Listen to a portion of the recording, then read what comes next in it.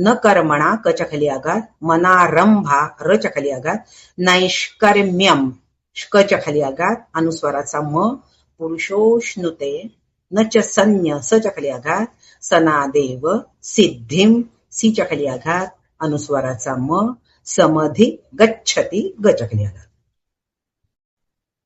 पुन्हा एकदा बघा. न कर्मणा कच्या खाली आघात, मनारंभा रच्या खाली आघात, नैष्कर्म्यम कच्या खाली आघात, अनुस्वाराचा म, पुरुषोष्णुते, न च संज्ञ सच्या खाली आघात, सनादेव, सिद्धिम सीच्या खाली आघात, अनुस्वाराचा म, समधी गच्छती गच्या खाली आघात. न कर्मणा मनारंभान स्वल्पविराम.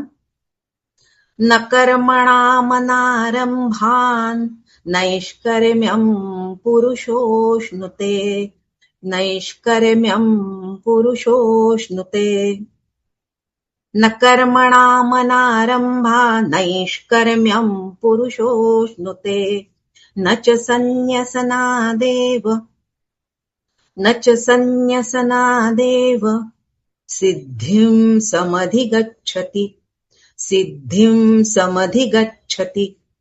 न कर्मणा मनारंभा नैष्कर्म्यं पुरुषोष्णुते, न च संन्यसनादेव, सिद्धिं समधिगच्छति. न कर्मारंभ टाळूनी लाभे नैष्कर्म्यते कधी, संन्यासाच्या क्रियेनेची कोणी सिद्धी न मेळवी. अन्वयार्थ. कर्मणाम अनारंभात पुरुषः नैष्कर्म्यम न अश्नुते. भगवंत पुढे असं म्हणतात की कर्माचा आरंभ केल्याशिवाय, अनारंभात आरंभ न केल्याने काय होतं, माणसाला नैष्कर्म्य अवस्था प्राप्त करता येत नाही. म्हणजेच कर्माचा आरंभ केल्याशिवाय मनुष्याला नैष्कर्म्य अवस्था प्राप्त होत नाही किंवा ती नैष्कर्म्य अवस्था तो प्राप्त करून घेऊ शकत नाही. आणि संन्यात एव सिद्धिं न अधिगच्छति. केवळ कर्माचा त्याग करून मनुष्य आत्मसिद्धी प्राप्त करून घेऊ शकत नाही.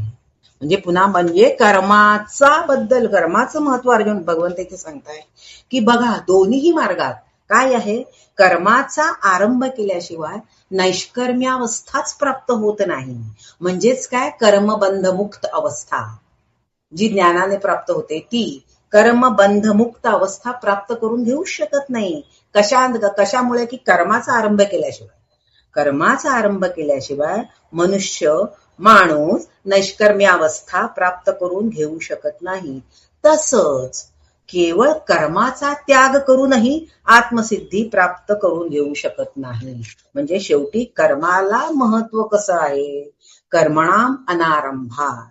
अर्जुनाला काय वाटत होतं की आपल्या ते युद्धाचं कर्म कसं आहे, ते घोर कर्म आहे आणि असं ते घोर कर्म केलं की मला पाप लागेल.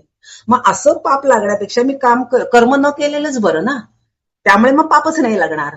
कर्मामुळे पाप किंवा पुण्य प्राप्त होतं असं भगवंत असं म्हणतात की त्यामुळे मी कर्मच करणार, कारण कर्म केलं की पाप लागेल किंवा कर्मामुळे मला पुण्य प्राप्त होतं. हा मुळात विचारच भगवंत म्हणतात चुकीचा आहे.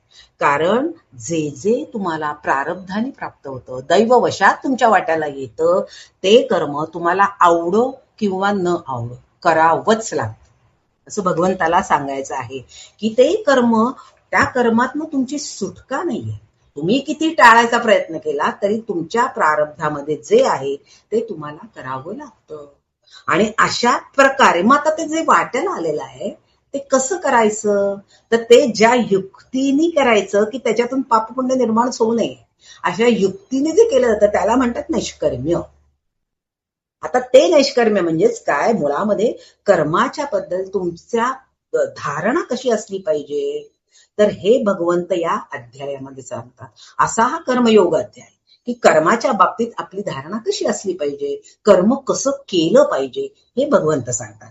की आपल्याला काय वाटतं, सर्वसामान्य माणसाला भरपूर कष्ट करावेत, अगदी प्रामाणिक मार्गाने भरपूर कष्ट करावेत. कशामुळे, कशासाठी की माझ्या ज्या ज्या इच्छा आहेत, मला जे भरपूर प्रयत्नाने काय काय जे आयुष्यात मिळवायचं आहे ना, ते कशामुळे मिळेल? मी उत्तम प्रकारे कर्म केले की मला सर्व प्रकारची सुख, ऐहिक सुख प्राप्त होतील. म्हणजे मला प्रेय असा शब्द वापरला जातो की मला प्रेस साधण्यासाठी जास्तीत जास्त उत्तम प्रकारची कर्म करायला हवी, जास्तीत जास्त काम करायला हवं.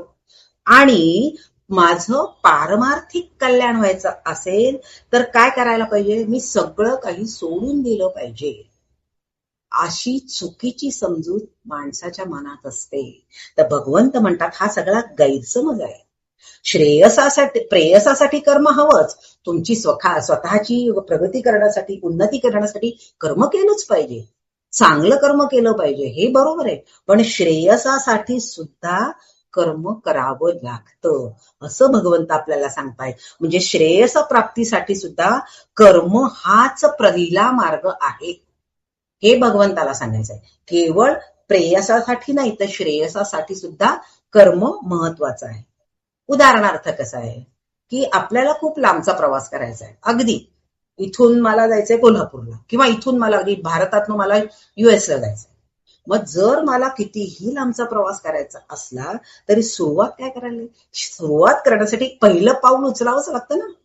मी इथं बसून म्हटलं की जायचंय मला अमेरिकेला, गेले, असं होतं का? नाही. म्हणजे तुम्हाला कर्म करायलाच पाहिजे, पाऊल उचलायलाच पाहिजे. त्याच्याशिवाय तुम्ही तुमचं जे गंतव्यस्थान आहे किंवा मुक्कामाचं ठिकाण आहे तिथे तुम्ही पोहोचूच शकणार नाही. हे प्रत्येक बाबतीत आहे. आणि कर्माचा नुसता आरंभ करून चालत नाही, त्याला योग्य दिशा पण व्हायला पाहिजे. वाटचाल करताना योग्य दिशेनेच केले पाहिजे. जर मी US ला जायचं असेल तर मी उगाच युरोपाचं तिकीट काढून चालणार आहे का? नाही चालणार आहे. याचाच अर्थ काय आहे की कर्म तर करायचं, ते म्हणजे पहिलं पाऊल तर टाकायचं, सुरुवात तर करायची, आणि ती पुन्हा कशी आहे? योग्य दिशेने कर्माची वाटचाल व्हायला पाहिजे. म्हणजे थोडक्यामध्ये ज्ञानेश्वर असं म्हणतात की कर्माला ज्ञानाचे डोळे हवे. हे असं कर्म व्हायला पाहिजे. वाचोनी कर्मारंभ उचित न करता सिद्धवत कर्महीना निश्चित होई जेना. म्हणजे उचित कर्माचा नुसता आरंभ करून चालत नाही, तर त्याच्याबरोबर काय आहे की ते उचित कर्म केलं पाहिजे. म्हणजे कर्म हे योग्य प्रकारे केलं पाहिजे आणि त्याचा आरंभ देखील चांगला झाला पाहिजे. आणि हे प्रत्येक कर्माच्या बाबतीत हवं. उदाहरणार्थ गीता शिकायची आहे मला, असा नुसता संकल्प झाला, पण मग संकल्प केल्यानंतर त्या योग्य दिशेने मग मी गीतेसाठी शिक्षक शोधला पाहिजे, पुस्तकं वापरली पाहिजेत, मला तेवढा वेळ देता आला पाहिजे. म्हणजेच काय? ही योग्य दिशा आहे ना.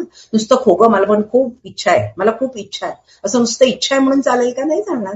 मला प्रयत्न करायला पाहिजेत ना त्याच्यासाठी.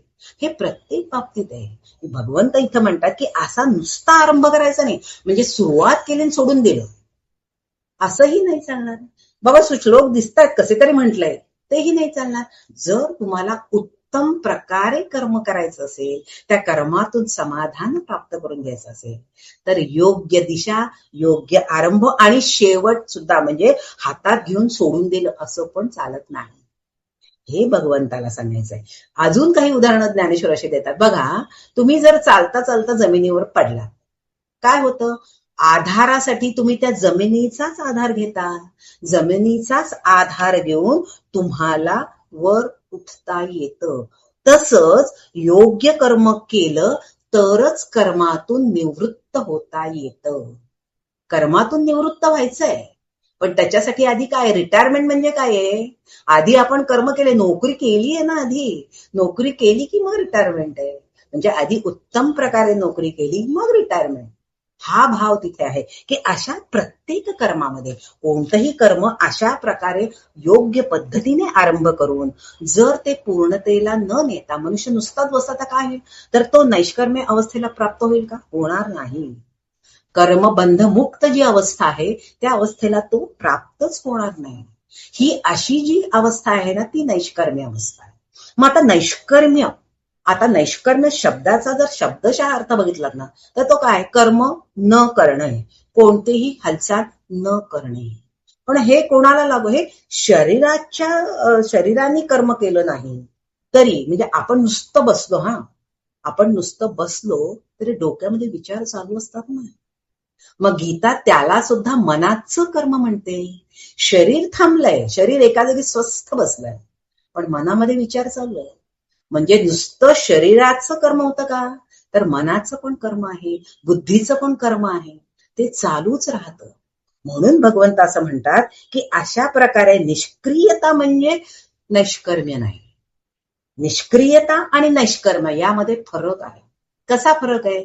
निष्क्रियता कशाला म्हणायचं, की काम न करता रिकामपणे बसणं, म्हणजे आपण म्हणतो रिकाम टेकडा आहे, काही नको त्याला, त्याला म्हणतात निष्क्रियता. आणि नैष्कर्म्य म्हणजे काय, पूर्णपणे काम उत्तम पद्धतीने केलेलं आहे, यथायोग्य झालेलं आहे, अगदी मनासारखं समाधान मिळालंय त्या कामामध्ये, असं काम पूर्ण केलेलं आहे. आणि आता मी मात्र त्याच्यातून मोकळा झालो. त्या गोष्टी जे माझ्यावर सोपवलेलं काम होतं ते मी उत्तम प्रकारे केलं, आता मी त्याच्यातनं मोकळा झालो, त्याला म्हणायचं निष्काम. अशी जी अवस्था आहे. म्हणून नैष्क्रिय आणि निष्काम यामध्ये अतिशय खूप फरक आहे.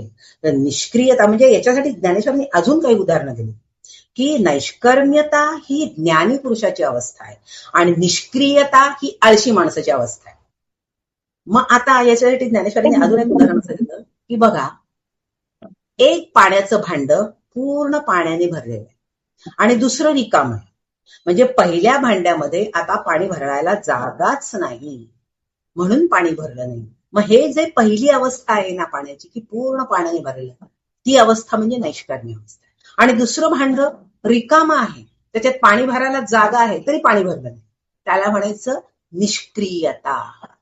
किंवा अजून एक फरक बघा, अजून एक उदाहरण असं आहे, की एक मनुष्य बाहेर जेवण करून आलाय, त्याचं पोट भरलंय, म्हणून घरी आल्यावर त्याने स्वयंपाक नाही केला.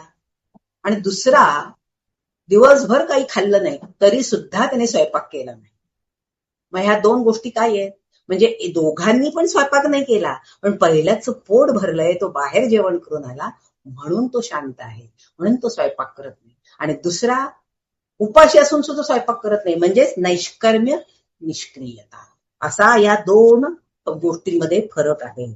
म्हणून ज्ञानेश्वर असं म्हणतात, की प्राप्त कर्म सांडिजे येतुलेनी नैष्कर्म्य होईजे, हे अर्जुना वाया बोलणे मूर्खपणे. म्हणजे भगवंत असं म्हणतात, की प्राप्त कर्म सांडिजे म्हणजे हेळसांड करायची, आपल्या वाट्याला आलेलं कर्म ते नीट करायचंच नाही, कसं तरी काहीतरी करायचं. आणि येतुलेनी नैष्कर्म्य होईजे, आणि असं म्हणायचं की मला नैष्कर्म्य सिद्धी प्राप्त झाली, हे असं बोलणं म्हणजे अर्जुना वाया बोलिजे मूर्खपणे, म्हणजे हे बोलणं मूर्खपणाचं आहे. नैष्कर्म्य अवस्थेतील ज्ञानी पुरुषाची अवस्था ही अशी नाही. अर्जुनाला का सांगितलंय, कारण अर्जुनाचं कर्तव्य आहे काय, युद्ध करणं. युद्ध न करता तू म्हणतोस की मला सिद्धी नाही होणार, तू नैष्कर्म्य अवस्थेला जाऊ शकत नाहीस, उलट युद्ध सोडून जाणं हा मूर्खपणा आहे, हे भगवंताला सांगायचंय. म्हणून हे सांगतात की नैष्कर्म्य अवस्थेतला पुरुष कसा असतो, तर तो कोणत्याही कर्माचं कर्तृत्व स्वतःकडे घेत नाही. आणि दुसरं, कर्मापासून मिळणारं जे फळ आहे त्यापासून तो पूर्णपणे अलिप्त असतो, निरीच्छ असतो. मग जेव्हा मनुष्य कर्मयोगाने जा किंवा ज्ञानयोगाने जा, ही पूर्णावस्था आहे. कोणती? नैष्कर्म्य अवस्था म्हणजे पूर्णावस्था. पूर्णपणे वाट्याला आलेले प्रत्येक कर्म केलेलं आहे आणि मग ती अंतिम अवस्था जी प्राप्त होते ती नैष्कर्म्य अवस्था आहे. आणि अशी जी व्यक्ती असते ना नैष्कर्म्य अवस्थेला पोचलेली, ती कशी आहे माहितीये का, तर ती म्हणजे भरपूर करते पण इच्छा कुठलीच नाही. जगाच्या कल्याणासाठी सगळी कर्म त्यांची ही जगाच्या कल्याणासाठी होतात. अशा प्रकारे प्रचंड काम करतात पण जगाच्या कल्याणासाठी. आणि मग किंबहुना या व्यक्ती म्हणजे समाजाचे आदर्श असतात. भरपूर काम पण त्याच्यामध्ये काय आहे की स्वतःचा काहीही स्वार्थ नाही. आता म्हणजे अगदी आता लेटेस्ट म्हणजे काय, तुम्ही कदाचित वाचलं असेल पेपरमध्ये, आपले डॉक्टर आनंद नाडकर्णी गेले आता, जे सायकोलॉजिस्ट होते, डॉक्टर होते आणि मनोविकार तज्ञ. प्रचंड काम या माणसाने केलेलं आहे. किंबहुना कोविडच्या काळामध्ये लोक जेव्हा हतोत्साहित झाली, लोकांना समजेना, अनेक लोक म्हणजे मानसिक अवस्था लोकांची डळमळीत व्हायला लागली होती, त्यावेळेला या माणसाने प्रचंड काम केलं. लोकांना काउन्सिलिंग करणं, किती प्रकारे मार्गदर्शन करणं, आणि अशा प्रकारे मी म्हणलं की प्रचंड काम करणारे, आणि त्यांनी अनेक संस्था आणि ब्रांचेस निर्माण केलेल्या आहेत. या प्रकारे काम करणाऱ्या, किंबहुना अनेक विद्यार्थी तयार केले लोकांपर्यंत जाण्यासाठी. कारण अजूनपर्यंत समाजामध्ये, म्हणजे भारतीय समाजामध्ये इतकी जागृती नाहीच आहे. कशाबद्दल? मानसिक अवस्थेबद्दल, की माणसाला मनाचे रोग असू शकतात, त्याला काय झालंय, त्याला काही कळत नाही, मूर्ख आहे नुसता, असं जे म्हटलं जातं ना, हा चक्क, हा म्हणजे जसं शरीराचा रोग आहे तसा मनाचा रोग आहे. पण हे समाजामध्ये त्याची जाणीवच नाहीये. मग अशा प्रकारे काम करणारी माणसं, की नाही बाबा अशाही प्रकारे माणसाला त्रास होऊ शकतो, या बाबतीत समाजामध्ये जाणीवपूर्वक सजगता निर्माण करण्याचं खूप मोठं काम त्यांनी केलं. ते आता मला आता आठवलं का, कारण का आत्ताच त्यांचं निधन, म्हणजे कालच त्यांचं निधन झालं. मग अशी जी माणसं असताना ती समाजाचा आदर्श ठरतात, आणि कितीतरी विद्यार्थी त्याच्यापासून प्रेरणा घेऊन आता असं काम करत आहे. ही असं मग ही काय आहे, ती माणसांना सन्मार्गाला लावणारी. संत काय करतात? संतांच्याकडनं सुद्धा अशा प्रकार उदंड काम काय करतात? समाजाला प्रेरित करण्याचं काम ही नैष्कर्म्य अवस्थेतली माणसं करतात. की त्यांना हवंय काय? काहीही नको आहे, समाजाच्या कल्याणासाठी काम करतात. म्हणजेच आता चैतन्य प्रभूंनी वैष्णव कोणाला म्हणावं याच्या 3 गोष्टी सांगितल्या बरं का. कोणाला म्हणावं वैष्णव? एक म्हणजे बघा शब्द, की जो विष्णूचं नाव घेतो तो वैष्णव, विष्णूची पूजा करतो, हे शब्द हे आपल्याला माहितीये की तो वैष्णव. दुसरं त्यांनी सांगितलं, जो स्वतःला विसरून विष्णूचं नाव घेतो तो कोण? तो वैष्णव, म्हणजे एक पायरी वर गेला. आणि तिसरं सांगितलं, की ज्याच्या नुसत्या अस्तित्वाने इतरांच्या मनामध्ये विष्णूचं नाव येतो तो महावैष्णव. मग आता बघा, हा तिसरा जो आहे ना, तो कोण? नैष्कर्म्य अवस्थेला पोचलेला, की किंवा नुसत्या त्याच्या दर्शनाने, त्याच्या अस्तित्वाने इतरांच्या मनामध्ये विष्णूचं नाव येतं, ही नैष्कर्म्य अवस्था. की असे जे आहेत, तर ते भगवंत काय म्हणतात, की तीच देखील की कर्म केल्याशिवाय ही नैष्कर्म्य अवस्था प्राप्त होत नाही. आणि तुम्ही म्हणलात की कर्माचा त्याग करेन, तर तो कर्माचा त्याग होऊच शकत नाही. का? कारण जोपर्यंत देह धारण केलेला आहे तोपर्यंत देहाची, प्रकृतीची कर्म तुम्हाला करावीच लागतात. श्वासोच्छ्वास करावाच लागतो, अन्न खावंच लागतं, म्हणजे या गोष्टी तुम्हाला कराव्याच लागतात. म्हणजे मगाशी उदाहरण जसं दिलं, की तृप्ती हवी असेल तर स्वयंपाक करावाच लागतो, किंवा तयार झालेला स्वयंपाक खावाच लागतो, तर तृप्ती येते ना. मग आता हे कसं आहे, स्वयंपाक करणं म्हणजे कर्मयोग, आणि तयार स्वयंपाक खाणं म्हणजे ज्ञानयोग, असं तुम्ही समजा. की म्हणजे तिथं सुद्धा खाण्याची क्रिया, करण्याच्या क्रियेमध्ये, स्वयंपाक करण्यामध्ये जास्त वेळ आहे, पण खाण्याच्या सुद्धा क्रिया करावीच लागते ना. हे भगवंताला सांगायचंय, की ज्ञान प्राप्तीसाठी सुद्धा कर्माची आवश्यकता आहे. आता हे जे नैष्कर्म्य कर्म भगवंत सारखे सांगतायत, की निष्काम कर्म करा, किंवा नैष्कर्म्य कर्म, हे इतकं व्यापक आहे. त्याच्यामधला विचार जो आहे कर्माचा, तो फक्त त्या माणसापुरता मर्यादित नाहीये. कर्म हे अतिशय व्यापक आहे, त्यामध्ये विश्वव्यापक विचार आहे. कसा आहे, की एका कर्मावर संपूर्ण सृष्टी जी चालते ना, ती या कर्मामुळे चालते. हे एका गोष्टीमधून तुम्हाला कळेल. अभ्यंकरांनी ती एक गोष्ट सांगितली, की तरुवल्लुवर, संत जे तरुवल्लुवर, दक्षिणेचे तरुवल्लुवर, तर ते किंवा काही ठिकाणी तिरुवल्लुवर म्हणतात, काही ठिकाणी तरुवल्लुवर म्हणतात, की ते जे दक्षिणेचे संत आहेत त्यांची ती कथा आहे, की ते व्यवसायाने पुष्टी होते, म्हणजे आपल्या कबीरांसारखे विणकर होते. तर ते बाजारात जायचे, म्हणजे कापड विणायचे आणि बाजारात जाऊन विकायचे, हाच त्यांचा व्यवसाय होता. आता ते करताना ते फारसा फायदा वगैरे नसायचा, की जेवढ पोटाला पुरेल एवढे पैसे त्यातनं प्राप्त व्हायचे, त्यांना फारच्या अपेक्षाच नसायची. तर असे ते एक दिवशी त्यांनी अतिशय सुंदर तलम वस्त्र विणलं आणि ते बाजारात विकायला गेले. तर बाजारामध्ये एक सावकाराचा मुलगा तिथे आला, अत्यंत गुंड, मगरूर असा तो तिथे आला, आणि तो त्यांना म्हणाला, स्वतःला संत समजता आणि व्यापार कसले करता? तरुवल्लुवर असं म्हणाले, की तो माझा स्वधर्म आहे, मला भगवंतानी मला हीच कामगिरी करण्यासाठी नेमलेलं आहे, त्यामुळे मी हा व्यवसाय करतो. मग ठीक आहे म्हणला. ते त्याने हातात घेतलं ते त्याने विणलेलं वस्त्र आणि म्हणाला, या भरजरी वस्त्राची किंमत सांगा. आता ही जुन्या काळातली गोष्ट आहे. त्यामुळे त्यांनी सांगितलं, या वस्त्राची किंमत 1 रुपया. त्याने ते वस्त्र हातात घेतलं आणि त्याचे 2 तुकडे केले आणि म्हणले, एक तुकडा त्यांच्या समोर नाचवला आणि म्हणले, याची याची किती किंमत? तर ते म्हणले, 8 आणे. पुन्हा त्याचे तुकडे केले. याची किंमत किती? 4 आणे. असं करता करता ते वस्त्र त्या टरा टरा टरा फाडत होता आणि प्रत्येक वेळेला तो तुकडा नाचायचा, याची किंमत किती, याची किंमत किती, असं करता करता संपूर्ण वस्त्राच्या चिंध्या झाल्या. मग यांनी काय केलं, तिरुवल्लुवरांनी असं केलं, शांतपणे सगळ्या चिंध्या गोळा केल्या, त्याचं गाठोडं केलं आणि त्याच्या हातावर ठेवलं आणि म्हणाले, आता हे फुकट घेऊन जा. आता तो त्या काळातले म्हणजे जो गुंड होता, पण तो त्या काळातला होता, म्हणून त्याला थोडी लाज वाटली. आपण जे काय केलं ते शरम वाटली आणि मग तो म्हणला सॉरी, म्हणजे क्षमा मागितली की मी हे जे कृत्य केलं.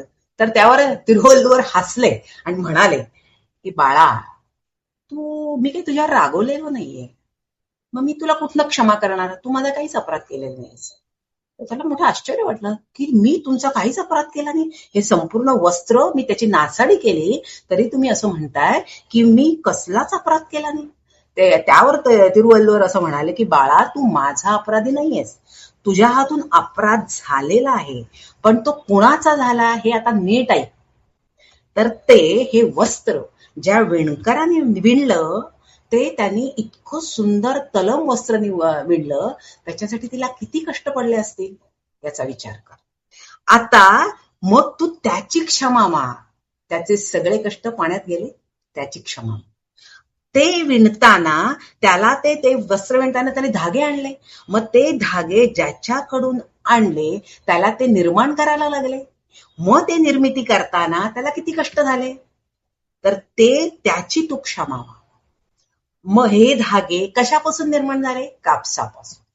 कापूस कोणी पेरला? शेतकऱ्याने. मग त्या शेतकऱ्याला कापूस पेरायला किती कष्ट झाले असतील याचा विचार कर आणि त्याची क्षमा माग. बरं, कापूस पेरला, त्या शेतकऱ्याने कष्ट केले, पण पाऊस वेळेवर पडला नाही तर काय उपयोग? पाऊस पडला, कापसाची बोंड भरली आणि त्यातून कापूस निर्माण झाला. म्हणजे पाऊस पाडणाऱ्या परमेश्वराची क्षमा माग. एक कृत्य, एक कर्म, त्याच्या मागे केवढी मोठी योजना असते हे सांगण्याचं की ते कसं विश्वव्यापक कर्म आहे. असं जे सृष्टीचं संपूर्ण चक्र हे असं आहे, ते कसं आहे, परस्परावलंबी आहे. प्रत्येक जण प्रत्येकाने त्याच्यासाठी हातभार लावला पाहिजे. आणि अशा प्रकारे प्रत्येकाने जर स्वधर्माचरण केलं, स्वधर्म पालन केलं, उन्मत्त न होता समाजामध्ये मानवतेने जर प्रत्येक जण वावरला, तर सृष्टीचं चक्र कसं आहे ते सतत नेटकेपणाने फिरत राहतं.